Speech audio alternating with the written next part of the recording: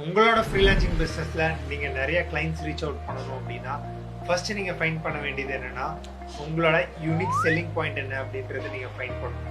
Unique selling point அப்படின்னா என்னென்னா உங்கள் ப்ராடக்ட் ஆர் சர்வீஸ்க்குன்னு ஒரு ஸ்பெசிஃபிக்கான ஸ்பெஷாலிட்டி இருக்கும்.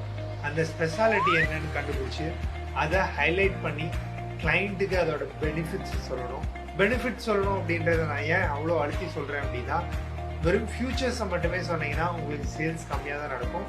ஃபியூச்சர்ஸ்க்கும் பெனிஃபிட்ஸ்க்கும் ஒரு சிம்பிளான எக்ஸாம்பிள் சொல்லணும் அப்படின்னா, மொபைல் ஃபோன்ஸில் எனக்கு 4000 mAh பேட்டரி இருக்குது, 5000 mAh பேட்டரி இருக்குது அப்படின்னு சொல்கிறத விட நீங்கள் 20 minutes சார்ஜ் போட்டிங்கன்னா 1 day ஃபுல்லாக யூஸ் பண்ணலாம் அப்படின்ற பெனிஃபிட்ஸை சொல்லிங்கன்னா பையர்ஸ்க்கு ரொம்ப ஈஸியாக புரிய ஆரம்பிக்கும்.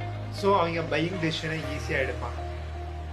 நீங்கள் நிறைய ஃபியூச்சர்ஸ் எல்லாம் சொல்கிறத நிறுத்திட்டு கொஞ்சம் பெனிஃபிட்ஸை சொல்ல ஆரம்பிங்க. இது உங்கள் சேல்ஸ்க்கு ரொம்ப யூஸ்ஃபுல்லாக இருக்கும். இது மாதிரி பிஸ்னஸ் ஃப்ரீலான்சிங் ரிலேட்டட் டிப்ஸ் வேணும்னு நினச்சிங்கன்னா ஜனார்த்தன ஐயர் சமயம் ஃபாலோ பண்ணிங்க.